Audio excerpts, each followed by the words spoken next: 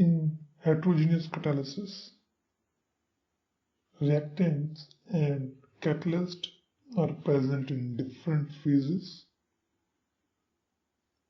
For example, oxidation of sulfur dioxide into sulfur trioxide. Catalyst is platinum in solid phase, and reactants are in gaseous phase.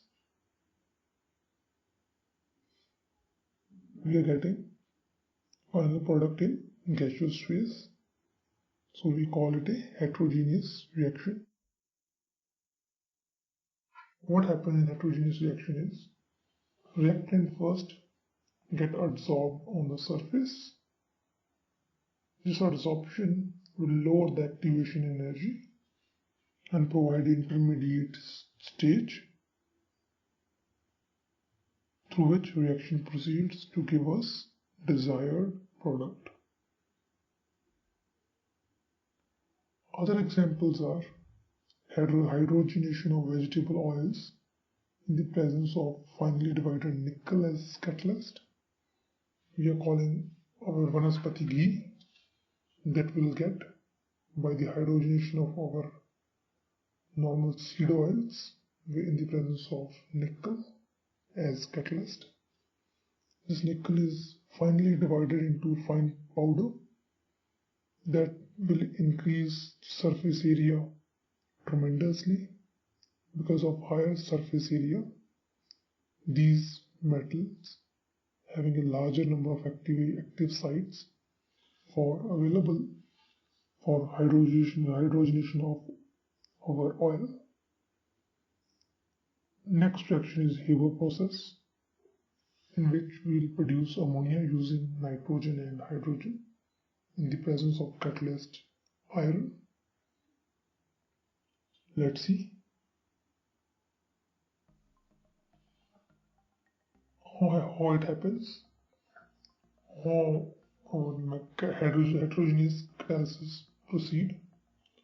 First step is diffusion of reactants to the surface of a catalyst. This mechanism of the heterogeneous catalysis is based on adsorption theory with combination of intermediate compound formation. So first step is diffusion of reactants to surface. In the next step, these species get adsorbed on the surface of a catalyst. Third step,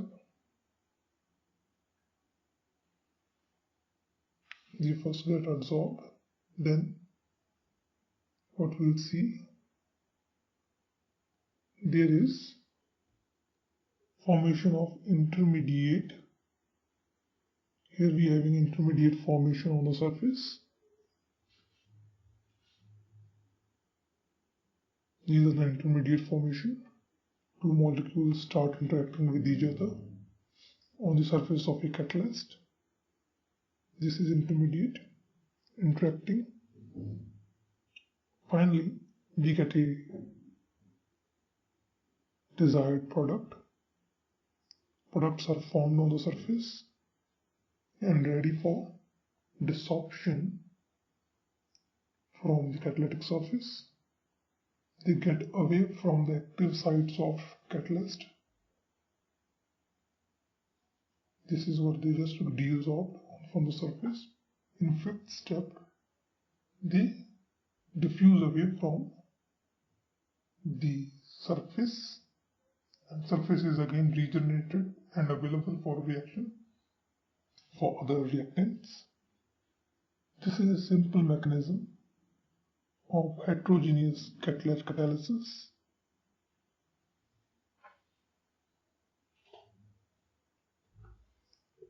Certain important point that we should understand about heterogeneous catalysis is first, catalyst activity.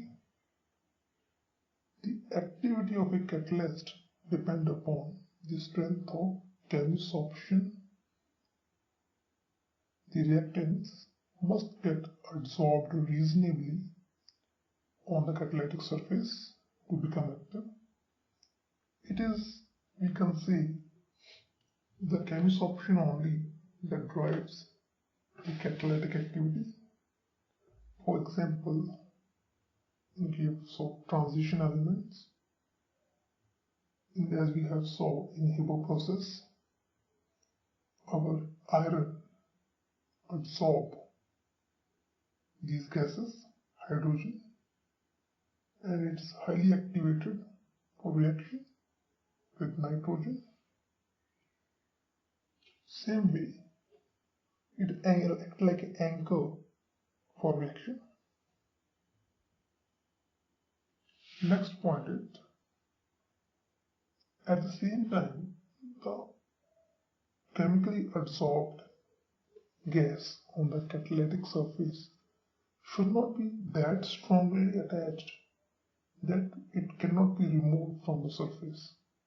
It should definitely can be absorbed, but it has to get away from the surface, so strength should not be too high. And finally, in catalytic activity we saw, like here, simple example of combination of hydrogen with oxygen. The catalytic activity increases from group 5, which is vanadium group, to 11th group, which is copper group.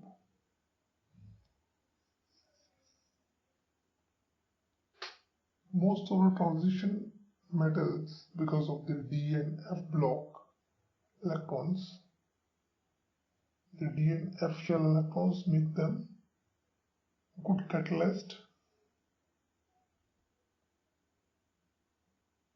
Next property about heterogeneous catalysis is selectivity. The catalytic selectivity is its ability to direct the reaction to yield a particular product. Mean same reactants can combine to give us different products depending upon the kind of catalyst we will use. Let's take an example. Reaction of carbon monoxide with hydrogen in the presence of nickel will give us methane and water. Same carbon monoxide and hydrogen can react in the presence of copper, zinc oxide and chromium oxide to give you methanol.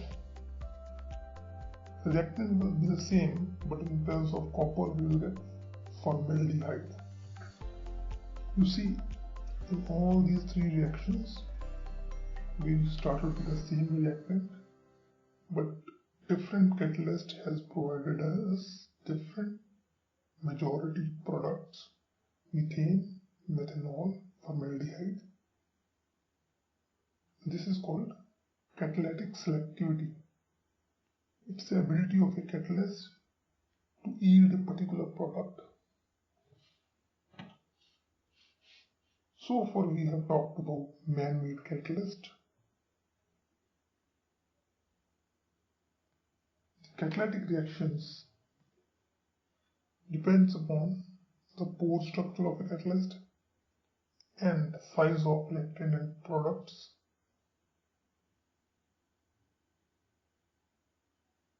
Such a catalyst, which depend upon the pore structure and size of reactant and products, called shape selective catalyst.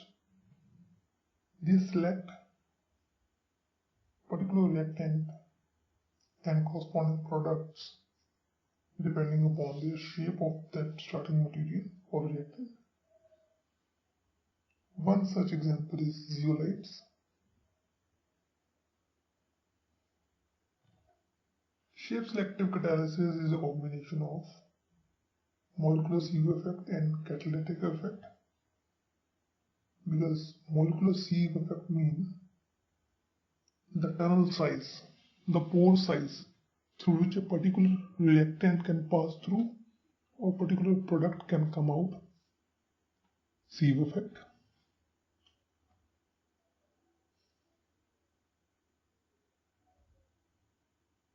Let's see. Zeolites used as a catalyst in petroleum industry. One in particular zeolite is ZSM5. It directly converts alcohol into gasoline by dehydrating, or we can say it converts alcohols into mixture of hydrocarbons.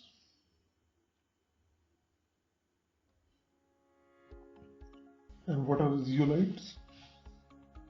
Zeolites are microporous aluminosilicates. They have a 3D network of silicates where certain silicon atoms are replaced with aluminium. As a result, there are certain negative charges are available on these zeolites or aluminosilicates.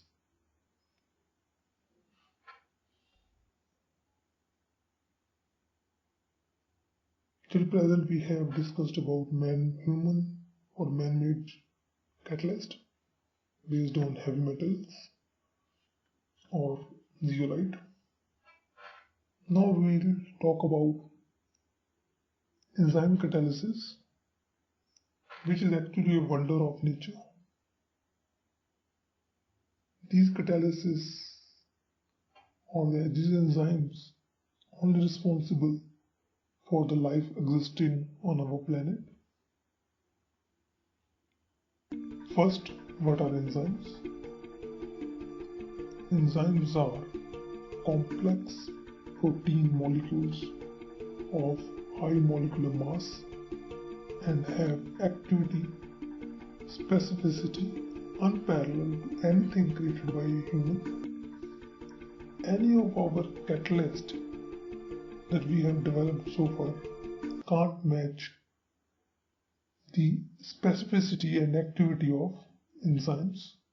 Enzymes are just wonderful catalysts.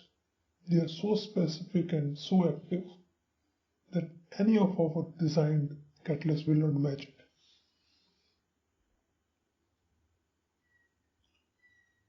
Let's take certain examples. Inversion of cane sugar. We having a cane sugar disaccharide in the presence of water. We having an enzyme called invertase that convert it into fructose and glucose.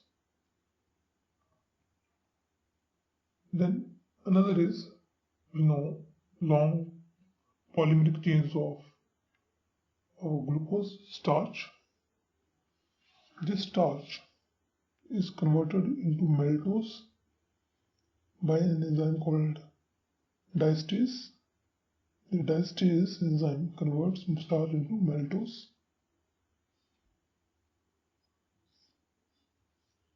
Conversion of glucose into alcohol, ethanol. Enzyme is called zymase.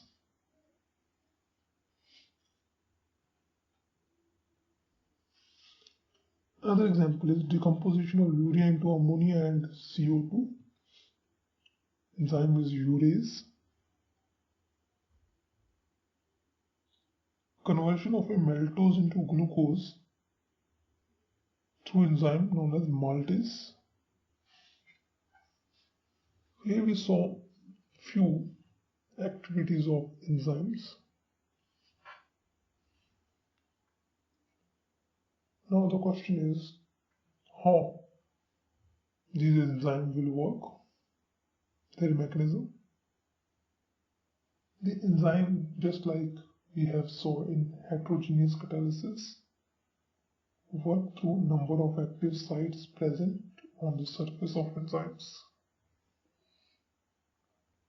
In simple terms, if you want to understand, we can understand the enzymatic reaction through simple two steps lock and key model, in which enzyme will act as lock, the starting material or reactants known as substrate act as key.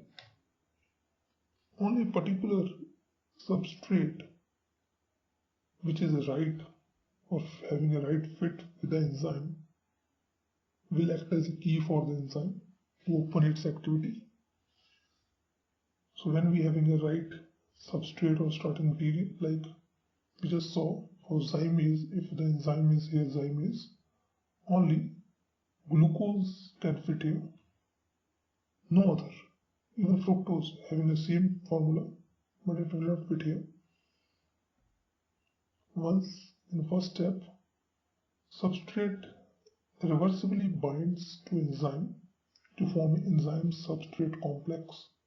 This molecule fits here and completes the structure.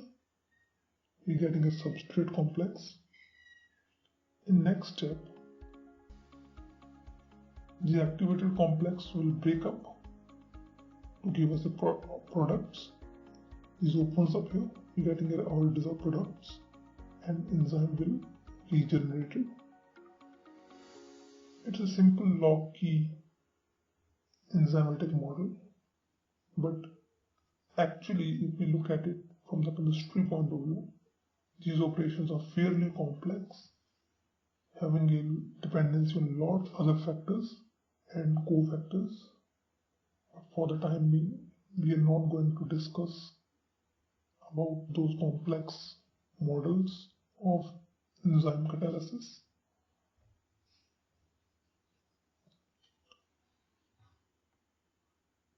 Simple equation provided by scientists known as Machealis and another scientist Menton to understand the kinetics of enzymes. That equation is represented by here. This is the equation, simple. ES, enzyme and substrate reaction, give us a enzyme substrate complex. It breaks up to give us product. Here V is speed of reaction or rate of reaction. So inverse of rate of reaction is equal to Km, which is a reaction rate constant for this whole reaction, divided by the maximum possible rate of reaction, and 1 by substrate concentration. This is inverse of substrate concentration, and 1 by Vmax again. This is maximum possible rate of reaction. So here we are plotted rate of reaction inverse and substrate inverse. When we plot it, let's say at any point of time 1 by S is 0. It is here, then this plot will hit across this point. It will be equal to 1 by V maximum possibility. So the first step we will see what is Km, which is a reaction rate constant. It is the slope of the reaction, Km by Vmax. This is slope of reaction. And what is the 1 by Vmax? It is the intercept here. When 1 by T S is 0, this is the intercept we are talking about. Now, next is when 1 by V is 0, this is 0. So 1 by S will be minus 1 by Km, which is negative inverse of reaction rate constant, which is Km